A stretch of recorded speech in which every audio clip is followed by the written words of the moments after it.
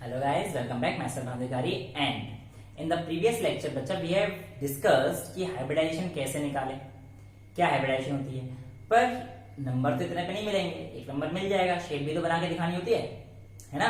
तो आज हम लोग शेप के बारे में डिस्कस करेंगे फुल्ली एंड फाइनली, और हमारे पास लेक्चर कंप्लीट हो जाएगा हाइब्रिडाइजेशन का। ठीक है, अब हाइब्रिडाइजेशन में देखो बेटा, मैंने आपको मैजिक नंबर बताए थे 2, 3, 4, 5 एंड 6।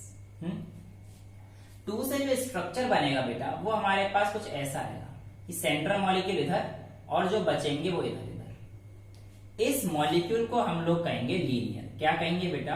लीनियर कहेंगे। एग्जाम्पल के तौर पर बेटा मैंने आप लोगों से कहा था BeF2 का बनाए, तो BeF2 का निकाल के देखते हैं पहले कि Be के आउटर मोस्ट शेल में 2 इलेक्ट्रॉन, क्योंकि सेकेंड ग्रुप में आता है, और 17 ग्रुप में ही आता है फ्लोरीन, तो प्लस 7 इंटू 2 तो कितना आ गया 14, 14 प्लस 2 इज 16। 8 से ज्यादा है तो 8 से डिवाइड करेंगे, 2 आ गया, 2 से स्ट्रक्चर क्या बनेगा? लीनियर। तो इसका ऐसे बनेगा हमारे पास कि Be तो इधर और एक F इधर और एक F इधर, बन गया लीनियर स्ट्रक्चर। समझ में आता है बेटा? कोई दिक्कत नहीं सर। अब हम लोग बात करते हैं BF3 की। BF3 अब देखना बेटा ध्यान से, BF3 का जो हमारे पास आएगा boron 13 family 3 plus 21, 21 and 3 is 24, 24 को 8 से डिवाइड कर देंगे तो हमारे पास कितना आ जाएगा 3। 3 से स्ट्रक्चर क्या बनेगा हमारे पास? sp2। ये sp2 अभी तो आपको पता ही है ना, sp3, sp4, sp5 है ना, अरे ना sp3d और sp3d2। ठीक है बेटा। अब BF3 का बना रहा था मैं, तो BF3 का 3 आ गया था। अब देखो बेटा 3 के केस में जो स्ट्रक्चर बनता है वो बनता है कुछ ऐसा। इसे हम लोग क्या कहते हैं बेटा? Trigonal planar. क्या बोलते हैं? Trigonal planar. ठीक है। अब इसमें एक पॉसिबिलिटी और होती है कि भाई लोन पेयर लगाओ। जो लोन पेयर आए थे ना, lone pair extra excess electrons, जिसकी वजह से नेचर कैसा बनता है? बेसिक। तो उसको हम लोग कहां लगाएंगे? तो बेटा ये जो हमेशा ये जो ऊपर वाली पोजीशन है इस पे लगाएंगे। तो यहाँ पे लोन पेयर कहां पे आएगा? एक लोन पेयर इधर आ सकता है, तो ये ऐसे और ऐसे। ठीक है। अब इसका शेप क्या है ये जानने के लिए आप लोन पेयर को छुपा लीजिए, और लोन पेयर छुपाएंगे तो आपको दिखेगा कि ये बेंट शेप है। कैसा शेप है बेटा? ये बेंट। देखो लोन पेयर को छुपाते आपको पता पड़ जाएगा कि sp2 में अगर एक लोन पेयर है तो जो हमारे पास सेंट्रल एटम है इसके बाद हमारे पास कौन सा शेप बचता है? बेंट शेप बचता है। ठीक है, बेंट शेप हो जाएगा। अब बेंट हमारे पास कैसे बनता है पहले देखते हैं। अब इसका बना के देखते हैं पहले BF3 का। तो BF3 में क्या आ जाएगा बेटा? B तो सेंट्रल एटम आ गया और 3 F लगा देना ऐसे, F F F, बन गया स्ट्रक्चर। अच्छा, बेंट वाले का एग्जांपल हम लोग ले सकते हैं SO2 का। देखो SO2 के आउटर मोस्ट शेल में, सल्फर के आउटर मोस्ट शेल में कितने इलेक्ट्रॉन है बेटा? 6। ऑक्सीजन के कितने हो जाएंगे? 6 into 12 तो प्लस 12 कितना आ गया? 18। 18 को किससे डिवाइड करेंगे? 8 से, तो 8 2 16 प्लस 2 रिमाइंडर बचा, 2 से डिवाइड कीजिए 1, तो 2 प्लस 1 कितना आ गया? 3। 3 से स्ट्रक्चर क्या बनेगा? sp2। sp2 बनेगा, लेकिन इसकी शेप क्या होगी वो चीज हमें मायने करती है। तो अब हम देखते हैं बेटा कि इसमें SO2 में कैसे कर सकते हैं। देखो SO2 हमारे पास 2 ही तो वो है। अब एक समझ में नहीं आ रहा, जो समझ में नहीं आया वो लोन पेयर। हाँ, अब दूसरे वाले मेथड से देखते हैं, उससे भी कर सकते हो आप, उससे भी अरेंज कर सकते हो। इसे कहते हैं बेंड शेप। देखो लोन पे शेप देखेंगे, लोन पेयर को छुपा दो तो क्या बचेगा? बेंड हो गया है, देखो ना बेंड शेप। हाँ, अब देखो दूसरी चीज उसमें कैसे कर सकते हैं। सल्फर है तो इसके आउटर मोस्ट शेल में कितने इलेक्ट्रॉन? 1 2 3 4 5 6। सल्फर कितने बॉन्ड बनाता था? 2, तो 2 ऑक्सीजन से इससे बनाएगा और 2 ऑक्सीजन इससे बनाएगा। सिग्मा बॉन्ड काउंट कीजिए 1 2, और जो समझ में नहीं आया वो क्या है? Lone pair. जो बच गए वो लोन पेयर, समझ में नहीं आया तो क्या है? लोन पेयर हो गया। तो 1 2 3 और एक लोन पेयर का स्ट्रक्चर आ रहा है, हमें इससे तो साफ साफ नजर आ जाता है। ठीक है, तो किसी मेथड से कर लो तो हमें पता पड़ेगा कि इसका स्ट्रक्चर क्या बनेगा? 3 से sp2 और इसमें लोन पेयर मौजूद रहने वाला है। ठीक है, इतना समझ में आ गया? तो इसका एग्जांपल ये हो जाता है हमारे पास। अच्छा, अब नीचे चलते हैं बेटा कौन से वाले में? sp3। sp3 में जो 4 बनता है इस शेप को हम लोग क्या कहते हैं बेटा? इसे कहते हैं टेट्राहेड्रल। क्या बोलते हैं बेटा? टेट्राहेड्रल। ठीक है। और अगर हमारे पास टेट्राहेड्रल आता है, ठीक है, अगर एक लोन पेयर आ जाता है, जैसे कि अब लोन पेयर किस पोजीशन पे आएगा, इसी पोजीशन पे आएगा, तो लोन पेयर यहाँ पे आएगा, ये ऐसे और ऐसे, यार ये एक लोन पेयर आ सकता है हमारे पास। अब इस शेप को हम लोग क्या बोलेंगे, हाँ देखो ना शेप छुपा दो तो एक टी शेप नहीं आ गया, देखो ये आराम से देखना, थोड़ा ध्यान से देखो, ये ऐसे ऐसे और ऐसे, ये टी बन गया ना, देखो टी शेप। तो जो हमारे पास एक लोन पेयर होता है 4 के उसके केस में, तो हमारे पास टी शेप आता है। अच्छा एक लोन पेयर इधर भी लग सकता है, क्योंकि ये भी तो पोजीशन वही है, तो हमारे पास दूसरा शेप क्या हो सकता है बेटा इसका, ऐसे 2 लोन पेयर लग गए और ये हमारे पास ये आ गया। वैसे इसको पिरामिडल बोलते हैं मेजरली, जो हम लोग देखते हैं पिरामिडल बोलते हैं। तो आप पिरामिडल लिख के आओगे, टी शेप लिख के आओगे, नंबर नहीं कटेगा, पर पिरामिडल इसको जनरली बोला जाता है, पिरामिड की तरह दिखता है, ठीक है। अब नेक्स्ट इसको हम लोग बात करेंगे, तो एक देखो ना लोन पेयर को छुपा दो शेप देखने के लिए, तो क्या हो गया बेंट शेप, तो इसको तो बेंट लिख दो, है ना। अच्छा अब इसके एग्जांपल देखते हैं, देखो इसमें क्या आ जाएगा, CH4, CH4 कैसे सर, देखो C आउटर मोस्ट शेल में 4 इलेक्ट्रॉन, हाइड्रोजन के 1 into 4, तो कितना आ गया 8 आ गया, 8 को 2 से डिवाइड करेंगे तो कितना आ जाएगा 4 से स्ट्रक्चर क्या बनेगा sp3। अच्छा तो यहाँ पे क्या आ जाएगा, सेंट्रल में C और इधर इधर इधर और इधर क्या आ जाएंगे H H H H। समझ में आता है इतना, पक्का। आगे चलते हैं, टी शेप का एग्जांपल लेते हैं,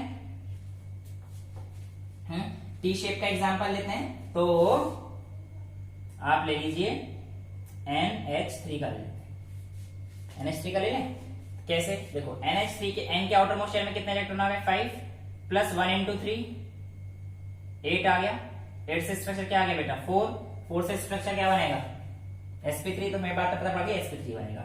अच्छा बनेगा कैसे, तो आपको ये पता है कि इसको टी शेप बनना है 4 से, हमें नहीं पता क्या बनना है, तो हम लोग ऐसे एज्यूम कर लेंगे कि हमारे पास ये बन रहा है 4 से स्ट्रक्चर, तो पहले ऐसे बना दो।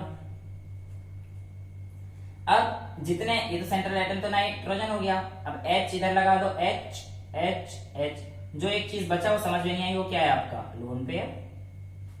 जो दूसरे मेथड से देखना है उससे देख लो, N के आउटर मोस्ट शेल में 5 इलेक्ट्रॉन, 3 हाइड्रोजन और जो बचा वो लोन पेयर। अब इसकी अरेंजमेंट कैसे होगी, वो इस तरह की टी शेप पिरामिडल ही लिखना, क्योंकि बुक में ना एनसीईआरटी में जो हमारे पास पिरामिडल दे रखा है, तो पिरामिडल ही लिखना है इसको।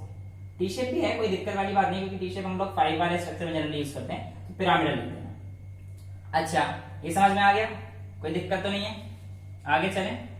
अब बेटा हमारे पास जब ये हो गया, तो एक और एग्जांपल आता है हमारे पास किसका, NH2 नेगेटिव, क्या NH2 नेगेटिव। अब देखो इधर इसका कैसे बनाते हैं, देखो हमारे पास नाइट्रोजन 5 प्लस 1 into 2 और एक नेगेटिव मतलब +1, है ना। तो नेगेटिव का मतलब +1 हो गया, इसका मतलब कितना हो गया 8 हो गया, 5 + 2 + 1 8 आ गया। अगर 8 आ जाए तो किससे डिवाइड करते हैं हम लोग, 2 से डिवाइड करते हैं, 2 का मतलब 4 आ गया। अब 4 आएगा तो स्ट्रक्चर कैसा बनेगा, है ना। तो नाइट्रोजन को यहाँ पे रखिए, और 4 से स्ट्रक्चर तो हमारे पास ऐसा बनना है, 4 से स्ट्रक्चर तो ऐसा बनना है। हमारे पास है सिर्फ 2 हाइड्रोजन, तो 2 हाइड्रोजन को लगा दीजिए, जो समझ में नहीं आए वो लोन पेयर है। कंपाउंड के ऊपर अगर नेगेटिव चार्ज है बेटा, तो आप लोग पूरे कंपाउंड के ऊपर ऐसे नेगेटिव चार्ज दिखा देंगे और इसका शेप क्या हो जाएगा बेंट। बताइए कोई दिक्कत नहीं है, आगे चल सकते हैं, ठीक है। 4 से बेंट हो गया और हमारे पास ये आ गया। अच्छा 5 की तरफ बढ़ते हैं, 5 जनाब कहाँ गए, 4 का स्ट्रक्चर समझ में आ गया, ठीक है। 5 की तरफ बढ़ते हैं, तो बेटा 5 से स्ट्रक्चर क्या था, याद है किसी को, ये तो 11th क्लास में ही पढ़े होते हैं सर, कहाँ 11th में पढ़े होते हैं, यहाँ पढ़ने की जरूरत पड़ती क्या। हाँ ठीक है कोई बात नहीं, sp3d PCl5, अरे PCl5 है ना बेटा, इसको हम लोग देखते हैं कैसे करना है। तो कुछ भी नहीं करना, पहले तो हमें वही किसके निकालते कैसे हैं, तो यहाँ पे निकाल लो। अच्छा ये सब चीज रफ में करना है, 8 वाली, हाँ भाई फेयर में कर दो। फेयर में तो बस ये करना है, इसका शेप देना है, नाम देना है, बस इसकी हाइब्रिडाइजेशन क्या है, इसका शेप कैसा है, इसको नाम देना है, ये काम होता है। हाँ कहीं सब कैलकुलेशन करके दिखा दो, ये सब रफ में करना है आपने, डॉट डॉट वाले ये सब तरीके हैं बस। PCl5 फास्फोरस के आउटर मोस्ट शेल में कितने इलेक्ट्रॉन 5 प्लस क्लोरीन के कितने 7 into 5 कितना हो गया 35, तो कितना आ गया बेटा 40 को 8 से डिवाइड कीजिए तो आ गया 5, तो हमारे पास 5 से स्ट्रक्चर क्या बनेगा sp3d, समझ में आता है। तो sp3d का मतलब हमारे पास, अच्छा पहले तो इसके अरेंजमेंट तो बता दें, ये तो आपको समझ में आ गया था पहले, है ना। देखो बेटा 5 का अरेंजमेंट होता है 2 इधर स्ट्रेट, 1 इधर और 1 इधर और 1 इधर, ये 5 का स्ट्रक्चर होता है। एक चीज याद रखना है, इन लाइन को अगर जोड़ना चाहो तो डॉटेड बना देना बेशक, लेकिन सॉलिड लाइन में बनाना, सॉलिड लाइन में बनाना, सॉलिड लाइन बनाते नंबर कट जाएंगे। डॉटेड भी ऐसे छोड़ देना कोई दिक्कत नहीं है, ऐसे छोड़ देना कोई दिक्कत नहीं है, डॉटेड बना देना कोई दिक्कत नहीं, लेकिन सॉलिड लाइन में बना देना। सॉलिड का मतलब क्या है ना कि आप जो है फिक्स कर दिया, आप जबकि फिक्स नहीं होते, रोटेट करते रहते हैं। सॉलिड का मतलब तो फिक्स हो जाएगा ना, तो फिक्स नहीं है, रोटेट करेंगे, ठीक है भैया। sp3d, अब sp3d हमें क्या बनाना था, pCl5, तो सेंट्रल एलिमेंट पे हम ये आया था। अच्छा इसे क्या बोलते हैं पहले तो सीख लेते हैं, ट्रायगोनल, क्या बोलेंगे बेटा, trigonal bipyramidal, trigonal bipyramidal. है सर कितना गंदा नाम है, क्या करें, एक आप तो गंदे भी याद रखने पड़ेंगे, शायद तो ट्रिक बता रहा हूं तुम याद रखने की। अच्छा अब देखो लोन पेयर कहां लगेंगे, यहाँ पर एक, यहाँ पर एक, यहाँ पर 2 लोन पेयर लग सकते हैं, नहीं। इसके केस में बस एक्सेप्शन याद रखना कि 5 के केस में लोन पेयर ऊपर नहीं लगते, इसके साइड में लगते हैं। तो यानी कि यहाँ पे 3 लोन पेयर पॉसिबल है बच्चा, 1 2 और 3। देखो इसका एक स्ट्रक्चर तो पॉसिबल है, ये 1 2, ये एक लोन पेयर हो और ऐसे हो और ऐसे हो, ऐसे हो और ऐसे हो, है ना। अब इसकी शेप क्या बनेगी, इस बात को तो पता होना चाहिए बेटा। शेप देखने के लिए लोन पेयर को छुपा दो। अब अगर लोन पेयर आप छुपा दो इसको ऐसे, तो आपको क्या दिख रहा है यहाँ पे, सर हमें समझ में नहीं आ रहा। अरे देखो ना, बचपन में बहुत देखा होगा, सीसो, इधर इधर इधर तुम बैठोगे, इधर कौन बैठेगा, कोई भी यार, बचपन में तो फ्रेंड कोई भी हो जाता है ना, वो तो बाद में डिफरेंशिएट हो जाती है, गर्लफ्रेंड बॉयफ्रेंड, यहाँ तो किसी को भी बिठा देना, बचपन में क्या होता है। हाँ तो बेटा यहाँ पे आप बैठ जाना, यहाँ पे किसी को भी बिठा देना आपकी मर्जी। तो देखो ना सीसो शेप आ गया ना, तो अगर एक लोन पेयर होगा तो बेटा उसे क्या कहते हैं हम लोग, सीसो, ये सीसो शेप होता है। अच्छा अगर 2 लोन पेयर आ जाए तो स्ट्रक्चर तो वही पॉसिबल है, हाँ जी बेटा बिल्कुल पॉसिबल है। ये देखो ये एक लोन पेयर आ गया और एक ये आ गया। अब शेप देखने के लिए लोन पेयर को छुपा दो, ये देखो क्या बन गया, टी, अभी तो दिखाया था टी शेप, हाँ तो टी बन गया, तो ये क्या बन गया, टी शेप, टी शेप बन गया, टी शेप। अच्छा अब एक चीज और पॉसिबल है इसमें, क्या पॉसिबल है सर, इसमें ये चीज पॉसिबल है कि इधर भी लोन पेयर आ जाए, ये तो बताया मैंने 5 के केस में एक्सेप्शन होता है, लोन पेयर इधर नहीं आता। वो क्यों होता है, ताकि रिपल्शन को कम कर दो, ठीक है ना। तो ये भी पूछ सकते हैं आपसे कि इसके जो है इधर ही क्यों आते हैं साइड में, तो आप कहते हैं to minimise the repulsion, repulsion कम हो जाता है। अच्छा ये हो गया। अच्छा अब इसका शेप क्या होगा, तो लोन पेयर छुपा दो ना, एक ये और एक ये। अच्छा अगर एच छुपाए तो ऐसे ही बन रहा है, कुछ देखो ध्यान से, तो ये तो ऐसे ही बन रहा है, हाँ जी बिल्कुल बन रहा है। तो इसको हम लोग क्या कहते हैं बेटा, लीनियर, लीनियर। सर इनके एग्जांपल गंदे से कि कुछ तो होंगे ना, आप तो बस pCl5 का दे दिए, हमें समझ आएगा P और 5 Cl लगा देंगे, इसका क्या एग्जांपल होगा, हाँ बताऊंगा, टेंशन नहीं ले रहे।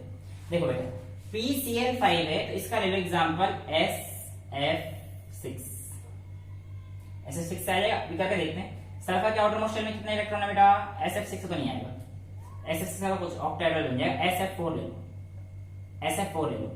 SF4 से कितना आएगा, S के आउटर मोस्ट शेल में 5 इलेक्ट्रॉन, फ्लोरीन के आउटर मोस्ट शेल में जल्दी जल्दी बताओ, तो 7 into 4 28 प्लस S के में 6 होते हैं, 28 7 into 4 28 प्लस 6 कितना आ गया 34, तो 8 से डिवाइड करेंगे तो कितना आ गया 4 प्लस 2/2 1। समझ में आ रहा है ना सब, ये तो बहुत प्रैक्टिस करनी पड़ेगी आपको, ठीक है। तो कितना आ गया ये 5। अच्छा अब SF4 है, तो बेटा हमें ये पता पड़ेगा 5 से स्ट्रक्चर कुछ ऐसा बनने वाला है, तो हम लोग इसको अरेंज कर देंगे कि S 1 2 3 4, जहां समझ में नहीं आया वहां पे क्या लगा देंगे, लोन पेयर, बन गया ना स्ट्रक्चर। तो SF4 का स्ट्रक्चर क्या बनेगा, C100। अच्छा दूसरा एग्जांपल क्या रहेंगे हमारे पास टी शेप का, सर हमें क्या पता, हाँ तो मैं तो बता रहा हूँ, कोई टेंशन नहीं लो। ClF3 ले लो, क्या ले लो, ClF3 का एग्जांपल ले लो। ClF3 का जो एग्जांपल रहेगा, अच्छा अब आप लिख रहे हो ना सारे कि sp3d हाइब्रिडाइजेशन कैसे आ रही है, वो सब लिखते रहना है ना, बोर्ड थोड़ा छोटा है तो I am really sorry for that, but lockdown की वजह से हम लोग बड़ा बोर्ड नहीं ला पा रहे हैं। जैसे लॉकडाउन खुलेगा पक्का बड़े बोर्ड पर समझाया जाएगा। अभी लॉकडाउन कब खुलता है, 22 मार्च 2000, जो भी लोग फ्यूचर में वीडियो देखेंगे उनके लिए बता देते हैं, 22 मार्च 2020 से लेकर, और आज की तारीख कितनी है बेटा, 20 मई हो गई है शायद, 20 मई है, अब तक लॉकडाउन है, आगे भी उम्मीद है 31 मई तक तो लॉकडाउन है, और बाकी देखते हैं। खैर ClF3 ClF3 के था हमारे पास, Cl के 7 प्लस F इंटू 3 21 कितना होगा, 21 प्लस 7 कितना है 28, 28 को 8 से डिवाइड करना, तो 8 3 24 प्लस 4/2 तो 2 हो गया, 5 आ गया हमारे पास। 5 से स्ट्रक्चर क्या बनेगा, sp3d। अब sp3d हमारे पास क्या है, ClF3 है ना, तो ठीक है। अब हमें नहीं पता स्ट्रक्चर कैसा बनेगा, यहाँ पे डाल दो फिर Cl, ये भी नहीं पता, अभी तो ऐसे ही है। F3 एक F 2F 3F है ना, नहीं लोन पेयर आ रहे हैं इसका अंदर 2, तो हमें इसके एडजस्ट करना पड़ेगा। तो एक इधर डालो, 2 लोन पेयर है यानी कि इधर और एक इधर डालो, तो हमारे पास स्ट्रक्चर ये आएगा टी शेप का, समझ गए, क्योंकि यहाँ पे क्या हो जाएगा लोन पेयर, यहाँ पे क्या आएगा लोन पेयर। उस मेथड से भी कर लेना, वो भी आ जाएगा। कहीं कह दो कि सर आप तो इस मेथड के पीछे ही पड़ गए, वो समझा दो आसान बहुत लग रहा था, हाँ तो उससे कर लो बेटा। Cl के आउटर मोस्ट शेल में 1 2 3 4 5 6 7 इलेक्ट्रॉन। 7 इलेक्ट्रॉन का मतलब क्या हुआ कि हमारे पास कितने फ्लोरीन है, 1 2 3 तो F लगा देना, बाकी जो बचते हैं जो समझ में नहीं आते हैं उन्हें लोन पेयर लगा देना। तो इससे तो और अच्छा है कि हमें ये पता पड़ जाए कितने लोन पेयर लगने हैं, तो 2 लोन पेयर लगने हैं, स्ट्रक्चर बना देना 2 लोन पेयर से टी शेप, ठीक है। तो आप देखना hybridisation is sp3d pentagonal bipyramidal, sorry trigonal bipyramidal and 5 से पता है ना, ट्राइगोनल बाइपिरामिडल बोलते हैं इसके हाइब्रिडाइजेशन को, ट्राइगोनल बाइपिरामिडल। लेकिन अगर एक लोन पेयर आ जाए तो उसकी शेप क्या हो जाती है, सीसो, 2 आ जाए तो टी शेप, 3 आए तो लीनियर। सर 3 का एग्जाम्पल खुद कर लेना, कोई दिक्कत वाली बात क्या आ गई। कहां तक पहुंच गए थे हम लोग, SF4 पहुंच गए, ClF3 पहुंच गए। अब बेटा हम लोग ले लेते हैं एक और एग्जांपल, XeF2 का ले लेते हैं। XeF2 कैसे बनेगा ये देखते हैं। चलो XeF2 का बेटा हम लोग जब देखेंगे तो ऐसे आएगा, ज़ीनॉन के आउटर मोस्ट शेल में 8 इलेक्ट्रॉन प्लस 7 into 2 14 आ गया ना, 14 प्लस 22 को 8 से डिवाइड कर दीजिए तो 8 2 या 16 बचे 6, तो 6/2 3, तो आ गया 5 से स्ट्रक्चर क्या बनेगा, sp3d। और sp3d बनते ही हमारे पास ये स्ट्रक्चर दिमाग में आएगा कि ये ऐसे ऐसे ऐसे, तो बीच में सेंट्रल एलिमेंट ज़ीनॉन हो गया। और F2 2 ही F हैं, तो एक इधर और एक इधर लगा दूं ना, कहना कि सर गलत मत बताओ, 2 F हैं तो एक इधर लगाइए एक इधर लगाइए और 3 लोन पे इधर लगा दीजिए और डंडा हटा देना बीच में से, यहाँ पे डॉट डॉट करके दिखा देना और इसका स्ट्रक्चर क्या आ जाएगा बेटा, लीनियर आ जाएगा। समझ में आती है इतनी बात। 5 आ गया, फटाफट से स्क्रीनशॉट लो इसका, 6 पे लेते हैं, ठीक है फ्रेंड्स। 5 तक हो गया, sp3d2 का लेते हैं। देखो बेटा sp3d2 से जो स्ट्रक्चर बनता है, पहले उसका नाम देते हैं, उसका नाम क्या होता है, ऑक्टाहेड्रल। अब देखो बेटा ऑक्टाहेड्रल के लिए जो एग्जांपल अभी थोड़ी देर पहले लिखा था SF6, इसको ले लेते हैं। सल्फर के आउटर मोस्ट शेल में 6 इलेक्ट्रॉन 6 प्लस फ्लोरीन के 42, तो कितना आ गया 48/8, इसको 6 से डिवाइड कर देना तो 6 आ गया। 6 से स्ट्रक्चर क्या बनेगा, sp3d2 और नाम क्या रहेगा बेटा, ऑक्टाहेड्रल। इसका स्ट्रक्चर जो बनेगा कुछ ऐसे बनेगा, 2 इधर 2 इधर और 2 इधर, बड़ा सुंदर सा बनता है। तो ये F F F F F F कर दें, क्या दिक्कत आ रही, बन गया।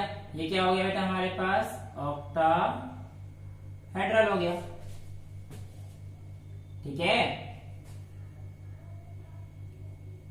अब हमारे पास क्या रहता है, अच्छा एक मैंने जब होमवर्क दिया था, बच्चे शायद कंफ्यूज हो होंगे, मैंने पता नहीं IF5 नेगेटिव का दे दिया था, किसी चीज का नेगेटिव दे दिया था, वो नेगेटिव वाला नहीं बनेगा, है ना, जिसमें अगर ऑड नंबर आ रहे हैं तो वो नहीं बन पाते, ठीक है, तो उसको करेक्ट कर लेना। अच्छा आज यहीं पे दिखा देते हैं ना थोड़ा सा, जैसे कि मान लीजिए IF4 नेगेटिव है, IF4 नेगेटिव तो कितना बनेगा, 7 प्लस 28, 7 4 28 हो गया, और ये -1 मतलब +1, 28 और 7 35 है ना, वहां पे मैंने 5 का दे रखा था ना। तो अगर देखो IF5 नेगेटिव हो तो क्या बन पाता, तो आप देखो क्या कहोगे कि सर 7 5 35, नहीं IF5 का, सॉरी, तो IF5 का बन पाता 7 5 35 और ये 7 कितना हो गया 42 इसका ही बन रहा है बेटा। कुल मिला के ये जो ऑड नंबर है, जैसे इसका है ना IF5 नेगेटिव, हाँ इसका नहीं बन पाएगा, क्यों, 35 प्लस 42 हो गया, 42 प्लस 1 तो करना ही पड़ेगा, नेगेटिव है तो 43 हो गया, तो इसकी हाइब्रिडाइजेशन पॉसिबल नहीं ना, झोल है इसमें कुछ, तो ये नेगेटिव नहीं है और बाकी सब चीज इसका बन जाएगा। 42 बन गया तो बना लोगे, है ना, इसका ही बना देते हैं, इसका ही बना देते हैं। चलो IF5 का कितना आ गया 42 इसको 8 से डिवाइड कर दीजिए, 8 5 40 प्लस 2/2 तो 1 आ गया, 5 प्लस 1 6 आ गया, यानी कि इसका स्ट्रक्चर क्या बनेगा sp3d2। शेप क्या रहेगी वही हम लोग देखेंगे। अच्छा इसका भी निकाल लेते हैं फटाफट से। 7 प्लस 28 प्लस 1 तो 28 और 7 कितना आ गया, फटाफट बोलो तो 35 प्लस 1 36, 36 को 8 से डिवाइड कर दीजिए, 8 4 32 प्लस 4/2 2 तो कितना आ गया, ये भी 6 आ गया। अब देखो कोई अंतर रहने वाला है क्या, sp3d2 IF5 के केस में देखते हैं, इसमें देखते हैं IF5 के केस में। देखो IF5 के केस में हम लोग मान के चलते हैं कि हमारे पास एक स्ट्रक्चर 6 का तो ऐसे बनेगा 2 3 4 5 और 6। तो बेटा ये हमारे पास आ गया। अब कितने फ्लोरीन है, 5, तो बेटा 1 2 3 4 5 और एक लोन पेयर यहाँ पे।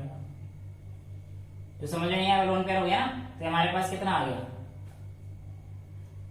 ऑक्टाहेड्रल स्ट्रक्चर में। बेटा जब एक लोन पेयर होता है इसे तो देखो ना, ध्यान से देखो इसको, हाँ बिल्कुल ध्यान से देखना, इसको छुपा दो तो क्या दिखेगा आपको, इसको भी छुपा देना, अभी बस स्क्वायर दिखेगा। अगर ध्यान से इसे जोड़ो ना, इसे डॉटेड लाइन को जोड़ो तो आपको एक स्क्वायर दिखता है। तो इसलिए जो हमारे पास एक लोन पेयर से बनता है इसे कहते हैं स्क्वायर पिरामिडल।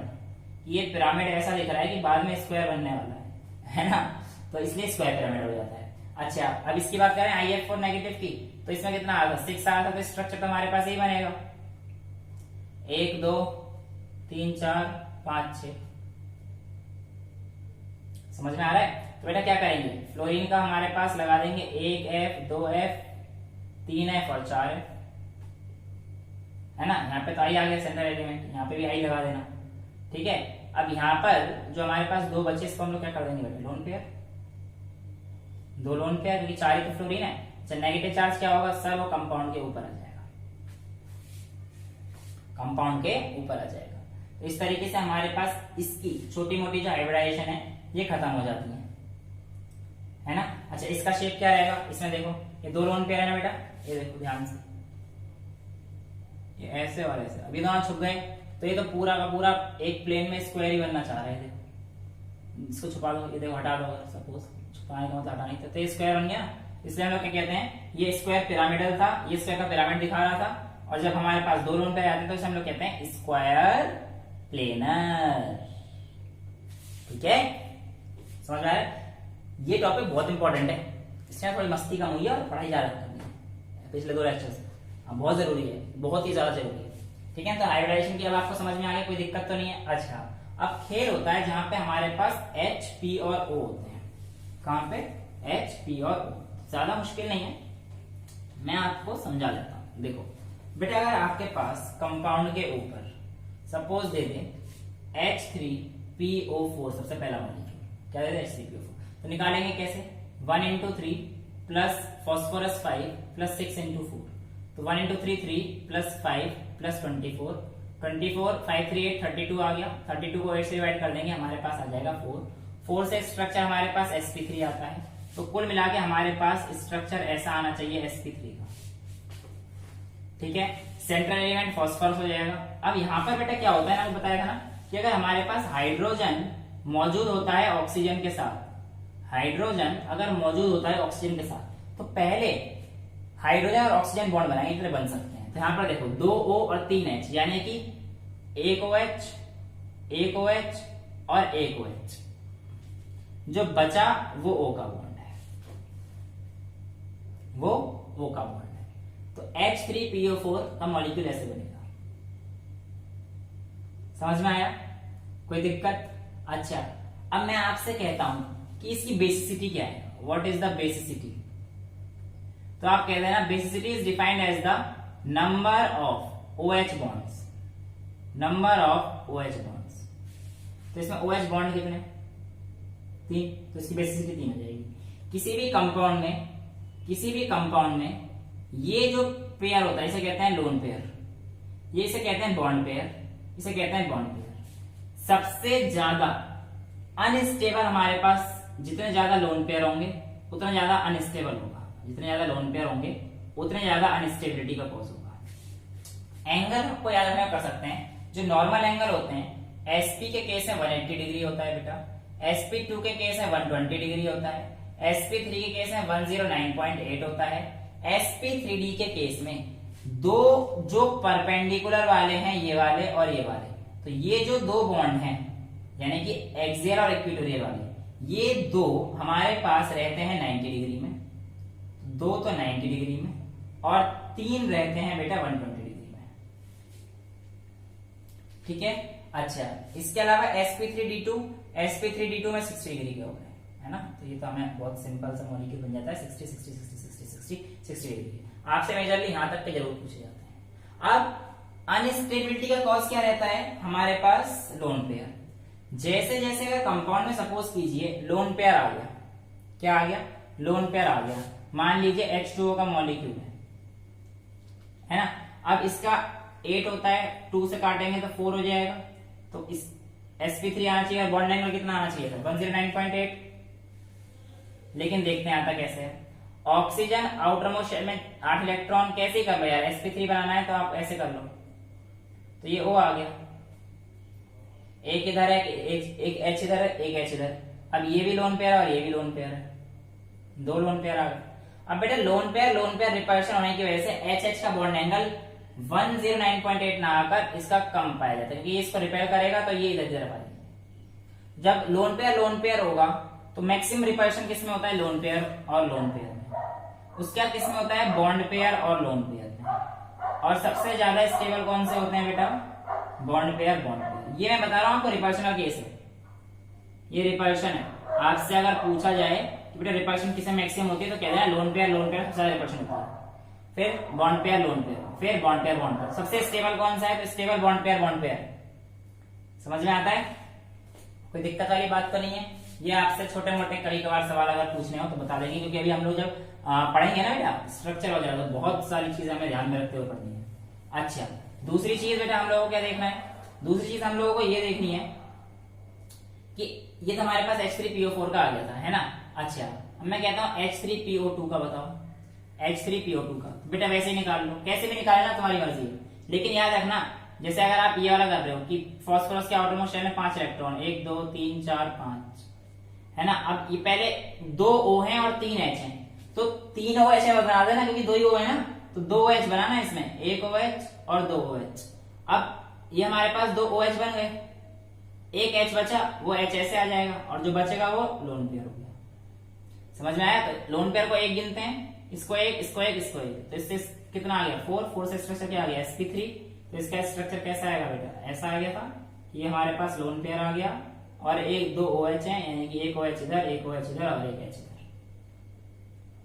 ठीक है, कैसे भी कर लेना, कोई दिक्कत वाली बात नहीं है, पर करना तरीके से। अच्छा, इसके अलावा हमारे पास ये बात तो ठीक है, लेकिन कुछ गड़बड़ आ जाएगी। क्या? जब भी P और O हो, अभी समझना पहले ध्यान से, बेसिकली जो है मैंने आपको बताया, प्रॉपर स्ट्रक्चर नहीं बताया, यही है। जब भी P और O मौजूद हैं तो बेटा आप लोग P को पहले डबल बॉन्ड O के साथ कनेक्ट कर ही देना। मतलब P पहले बनाएगा, चाहे कंपाउंड में H है या नहीं है, ये PO अगर मौजूद है कंपाउंड में तो आप एक डबल बॉन्ड फिक्स कर ही देना, उसके बाद देखी जाएगी जो होगा। कहने का मतलब सर कुछ गलत हो गया क्या? नहीं, गलत नहीं हुआ, जो आपको समझाना चाहता वो आप समझाओ। H3PO3 है ना, तो बेटे यहां पर हमारे पास P डबल बॉन्ड O लगाना, पहले फिक्स कर देना, और पहले हाइब्रिडाइजेशन निकाल के दिखा देते हैं। P के आउटरमोस्ट शेल में कितने इलेक्ट्रॉन? 1 2 3 4 5। तो बेटा सबसे 5 हो गए। सबसे पहले तो O के 2 बॉन्ड लगा देना, फिक्स कर देना, फिक्स कर देना। अब जब O के 2 बॉन्ड लगाएंगे तो कितने O बचा? अब 2 ही O बचे ना, एक O तो हमेशा फिक्स हो जाता है, POH है तो एक P के साथ O फिक्स हो जाता है। अब जो बचेगा उसको हम लोग शेयर कराएंगे, समझे? तो ये क्या आ जाएगा? OH OH OH, और एक O फिक्स हो गया, एक O फिक्स हो गया, एक OH ये फिक्स हो गया, पता है, एक H बचा वो ही आएगा। अब इसकी बेसिसिटी पिछली बार कितनी आ रही थी? 3, लेकिन रियल में कितनी है बेटा? 2। रियल में कितनी है?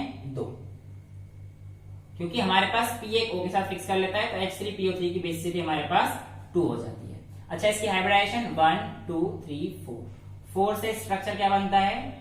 sp3, और जो इसका रियल स्ट्रक्चर है वो क्या रहेगा? P के साथ एक डबल बॉन्ड वो फिक्स कर देना ऊपर, और बाकी जितने भी लगाने हैं आपको ये ऐसे लगा देना, OH OH और H। अब ठीक है, इसकी बेसिसिटी कितनी हो जाएगी, नंबर ऑफ OH बॉन्ड जितने हैं उतने इसकी बेसिसिटी हो जाएगी।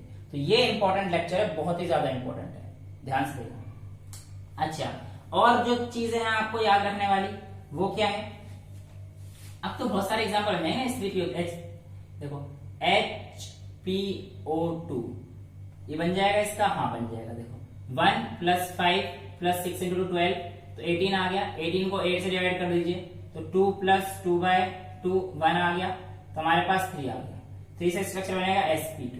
ठीक है, अब देखो PO और H है, यानी कि P को एक O के साथ दे दो, P को एक O के साथ दे दो, अब जो एक O बचा वो OH के साथ बना देगा, जो एक O बचा वो एक OH के साथ बना देगा। अब बचा एक, ये लोन पेयर है, ये हमें तो पता है कि भैया कुछ बचा ही नहीं है कंपाउंड में, तो एक P के साथ O फिक्स होना है, कंपलसरी है, तो बेटा इस O को इधर फिक्स कर देना, क्योंकि लोन पेयर आपको पता है किस तरफ पोजीशन जाती है। हाँ, ये क्या बन गया स्ट्रक्चर, बेंड शेप HPO2 का। इसकी बेसिसिटी कितनी हो जाएगी, तो आप कहना the number of OH bonds. तो वो गलती मत करना, पहले समझाया था मैंने, आपको बताया था वहां से कि हम लोग गलती क्या करते हैं और क्या होता है एक्चुअली। ठीक है, अच्छा अब एक काम और करते हैं, ऐसे कर लेते हैं H2PO3 है ना। हाँ, अब देखो इसमें देखो इसको एक नेगेटिव भी देना बहुत जरूरी है। अब देखो 2 + 5 + 6 × 3 18 और +1, क्योंकि माइनस आ गया तो +1, टोटल कितना आएगा 5 2 7 और 18 25 और 1 26, 26 को 8 से डिवाइड कर दीजिए, 8 3 24 +2/2 यानी कि 1। अब पहले तो वही फिक्स है, तो भैया P को O के साथ फिक्स दे दो, एक P तो O के साथ ले जाएगा, बाकी जो बचे अगर कंपाउंड के ऊपर नेगेटिव चार्ज भी है और हाइड्रोजन भी है, कंपाउंड के ऊपर नेगेटिव चार्ज भी है और हाइड्रोजन भी है, तो ऑक्सीजन पहले नेगेटिव चार्ज के पास जाना पसंद करता है, तो यानी कि PO हो गया, जो दूसरा O आएगा वो पहले नेगेटिव के साथ जाएगा। किसके साथ जाएगा बेटा, नेगेटिव के साथ। अब क्या बचा, कितना O बच रहा है, एक O और बच रहा है, क्योंकि 2 O हो गए। तीसरा जो है हमारे पास हाइब्रिडेशन क्या आई थी, 8 3 + 1 sp3 आई थी ना, 4 आ गया था। दूसरा जो आएगा बेटा वो OH के साथ आएगा, और जो तीसरा है OH, तो इसकी बेसिसिटी कितनी हो जाएगी, number of OH bond, central atom से जितने OH बॉन्ड बन रहे हैं वो उसकी बेसिसिटी, यानी कि इसकी बेसिसिटी बनी। स्ट्रक्चर क्या बन जाएगा, सीधे टेट्राहेड्रल, क्योंकि 4 से स्ट्रक्चर बनता है टेट्राहेड्रल, कोई लोन पेयर नहीं है, तो इसका हमें शेप वेप कोई चेंज करने की जरूरत नहीं है। समझ में आती है, कोई दिक्कत वाली बात तो नहीं है। अच्छा, और एग्जांपल दें आपको, मैं तो चलो HPO3 नेगेटिव का बनेगा नहीं, HPO3 का बना दिया। ऐसा कर लेते हैं कि Hb रखते हैं, O को घटा देते हैं, O को 2 कर देता हूं, और HPO2 नेगेटिव अगर इसको देखूं तो मैं एक बार देखने को पहले मेरे को कि H1 और फास्फोरस 5 6 नहीं बनेगा, HPO2 2 नेगेटिव का नहीं बनेगा। चलो 2 नेगेटिव वगैरह एक चीज बता देता हूँ आपको, H2PO2 2 नेगेटिव, देखो कैसे बनाते हैं इसका। HPO2 2 नेगेटिव नहीं, HPO2 नेगेटिव, देखो 1 + 5 + 6 × 2 +2 है ना, 5 और 1 6 + 12 +2, तो कितना आ गया, 12 6 18 और 20 आ गया, 20 को 8 से डिवाइड कर दीजिए, 3 + 2/2 यानी कि 1 यानी कि 4 हो गया, 4 से स्ट्रक्चर बनेगा sp3, तो भैया P के साथ एक O तो फिक्स कर दीजिए, एक O को फिक्स कर दीजिए। अच्छा, जो दूसरा O बचा बेटा ये sp3 हाइब्रिडेशन बनाएगा, यानी कि एक तो ये बन गया, और हमारे पास कुछ स्ट्रक्चर ऐसा आने वाला है ना, sp3 बनेगा तो ये हमारे पास ऐसा आने वाला है। अब एक O ने बना लिया, एक O बनाएगा नेगेटिव के साथ, 2 O हो गए, एक H बाई सब बनाएंगे, और एक क्या हो जाएगा, लोन पेयर हो जाएगा, एक लोन पेयर हो जाएगा। तो इसकी बेसिसिटी क्या है, 0, क्योंकि एक भी OH बॉन्ड नहीं है, क्योंकि मैंने आपको बताया अगर कंपाउंड के ऊपर नेगेटिव चार्ज है तो कंपाउंड पहले ऑक्सीजन इसके नेगेटिव के साथ जाना चाहेगा, H के साथ नहीं बनाएगा, तो इसकी बेसिसिटी नहीं है। ठीक है ना, तो हमारे पास ये कंपाउंड बन जाएगा। एक लोन पेयर यहाँ पे शिफ्ट करके डबल बॉन्ड इधर कर देना, वो तुम कर लोगे, अब समझ गए, इतना ही समझाना था। ठीक है, तो हमारे पास HP और जब O होते हैं तब हाइब्रिडेशन किस तरीके से डिफरेंस करती है, ये मैंने आप लोगों को बता दिया है। आप लोगों को मैंने ये बता दिया है कि हाइब्रिडेशन क्या होती है, कैसे बनती है, कैसे आती है। इस सब के बाद आप लोग घर में ट्राई कीजिए, और कोई दिक्कत आए तो कमेंट बॉक्स आपका ही है, तो आप मुझे बता दीजिए। ठीक है, till then bye, take care, thank you so much love you all.